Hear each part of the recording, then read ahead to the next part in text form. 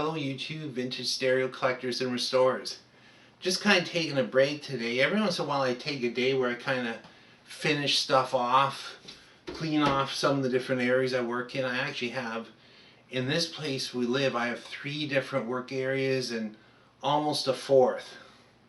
Places like in the garage I have a couple places where I can store stuff in shelves, place where I can take things apart, blow them out with air, that kind of thing.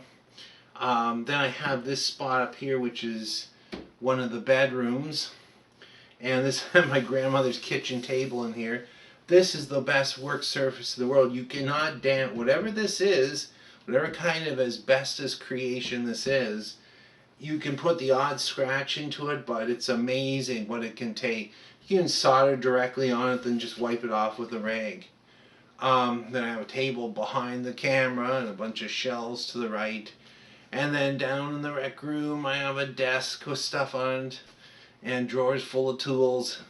It's kind of all over the place, but anyway, I've been just kind of cleaning up and organizing and figuring out what stuff I want to work on next. And then I forgot about, this is one of the finds I got this year, earlier in the year at a flea market. It's a 1973 Panasonic RF511. It's an AM/FM portable, all transistor, made in Japan. It's identical to the one I got for my birthday in 1973. And they had at that time, what kind of attracted me walking past the store is they were available in different colors. There was white, there's yellow, there's black, there was red, I think later a blue. And I wanted like an FM portable radio, not just an AM one, I wanted an FM one. And nobody had an FM portable back then in 1973, at least amongst my friends. Of course, then later it would lead to stereo equipment and TV sets and computers and all that stuff. This is just one of the finds, and I paid $20 for it. That was kind of like a cool one I got this year. I'd been looking for one, I just was not seeing them. Because this comes down to the basic precept of what I want to talk about today, and that's the fact that some people are long-term collectors and some people are not. I've worked on hundreds of stereos and radios and stuff like that over the years, and I actually have very few here. I have, upgraded, traded, bought, sold. And usually, I sell something and I take the money and buy a couple more to fix up, and it kind of works like that. Especially now that I'm retired from telecom, this is like my hobby thing that I keep going. And I don't ask for money from the household income. It's all from, if I buy parts, it's either for something that I'm fixing for somebody else, or something that, I just take it out of something I've sold recently. I've had the same stereos over and over again, and that's the type I bump into people and it's like, I've had this Dynaco SCA35 since 1964. I've had this, I've had this, I've had this, and they hang on to it, and their whole place is filled with this stuff, and it's hard to make time to listen to it all. I get that type of collecting. That's actually how I started out. And my dad collected clocks. I had different people in my family who collected stuff. And I noticed at a very early age, I had one uncle who was really into watches. He loved Wittner, Rolex, Bulova, but he rarely kept them for long. He'd say, look at this beautiful gold. I said, I don't even wear a watch anymore. But he'd say, look at this, I just got this, and I cleaned the movement myself. And then 2 months later he'd have a different watch. It was just that way. It actually reminds me of a story.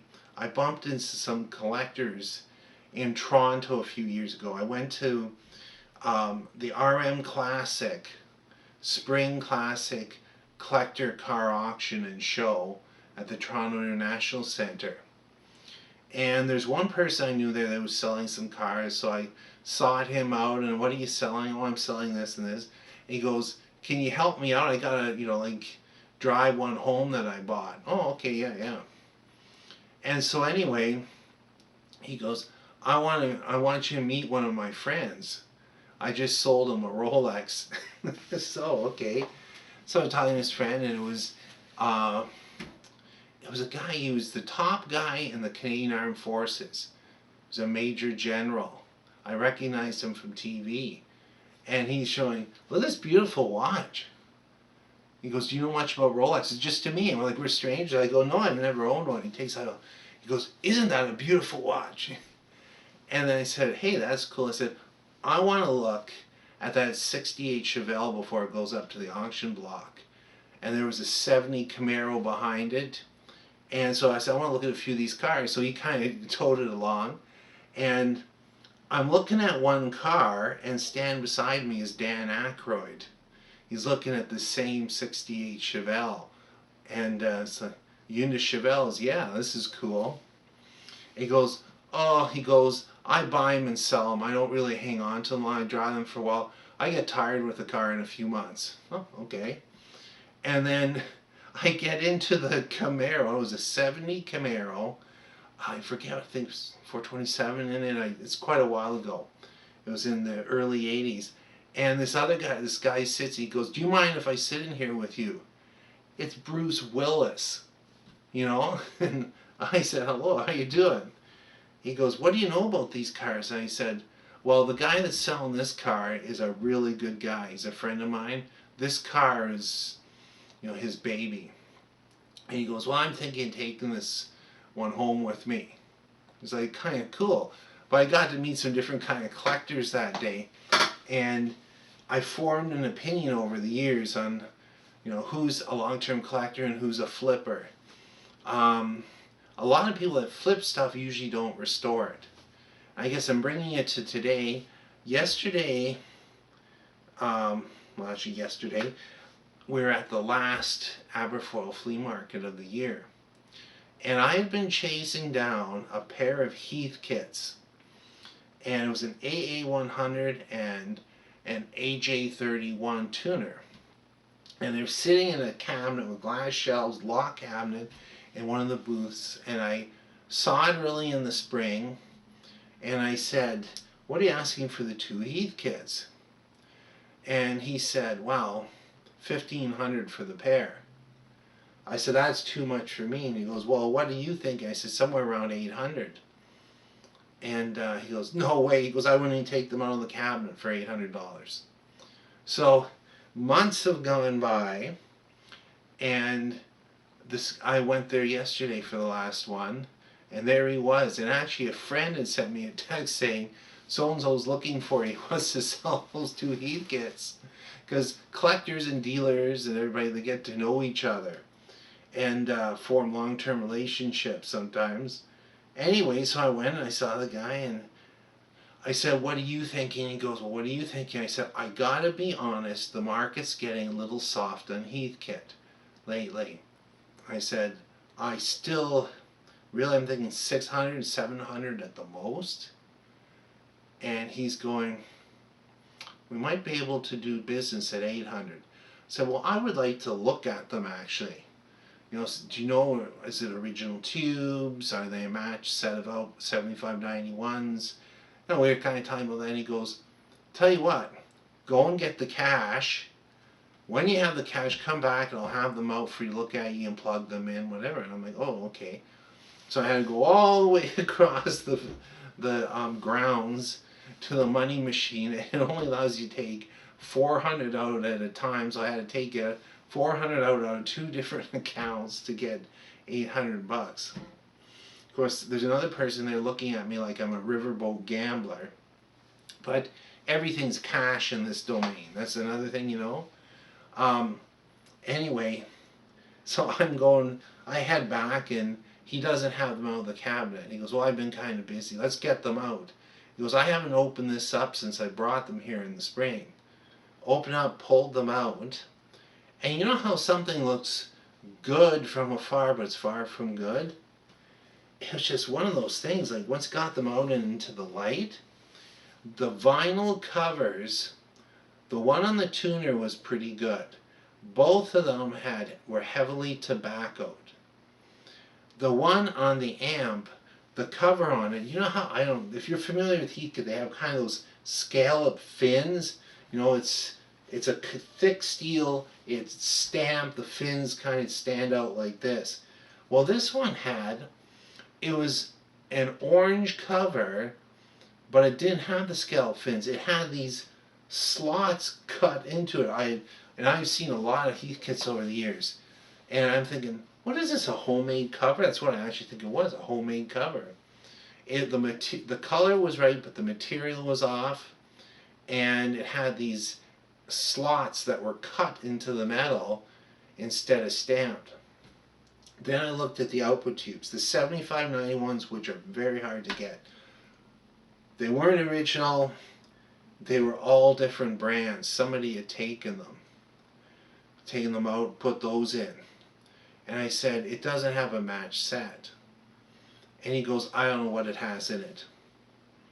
And I said, well, that is actually kind of critical because these are very hard tubes to get. I said, I'm going to have to restore this whole thing like it's all original inside, and I have to get all the smoke off of it. And he goes, what do you mean smoke? I said, well, and think about this. I doubt it's been near a cigarette in years, but it still had a kind of smell to it. I said, yeah, they're very dingy looking. And he goes, it's up to you. And he didn't say, like, he said, you're going to have to give me 800 though. He said, I can take them to Toronto and get 1,000 for them tomorrow. And so at that point, I was just like, you know what? That's fine. I was looking at them just going, I got to source tubes. I got to try to get these cleaned up. Got to try to get a cover for the one. It was just like, no, I'm okay. So I walked away from the deal. I was actually glad I did.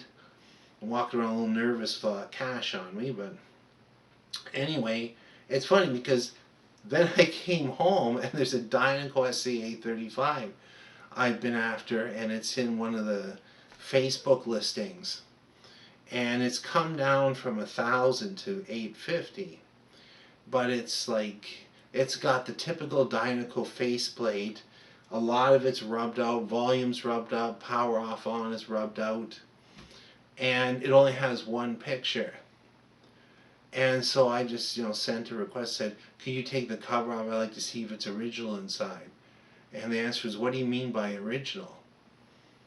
And I said, well, I just would like to see the inside. I'm a restorer.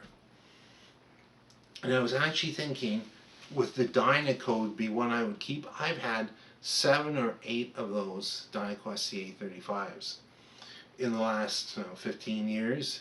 And what always happens with them is the same thing. This type of collector I am. I fix it up, recap, everyone's recapped. If it doesn't have good boards in it, they're replaced. If it doesn't have matching tubes, they're replaced. It's brought up to be the best it can be with a few mods, including the AC to DC heater mod that I do. And what happens is then I have this beautiful working Dynaco, and somebody comes along, I'd like to buy that, and I put a really high price on it, and they buy it. That's what's happened every single one. And so I don't have, the only Dynaco I have right now is an FM5.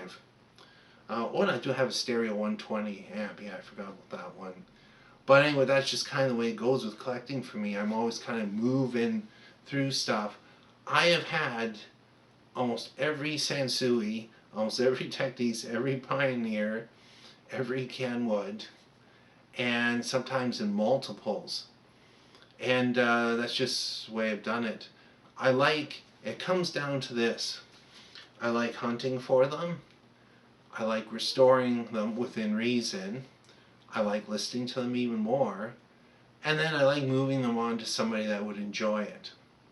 So that's just where I'm going to leave it. The hunting season at that flea market's over for this year, but there's all kinds of other places. There's, like the online ads and different flea markets that are still going.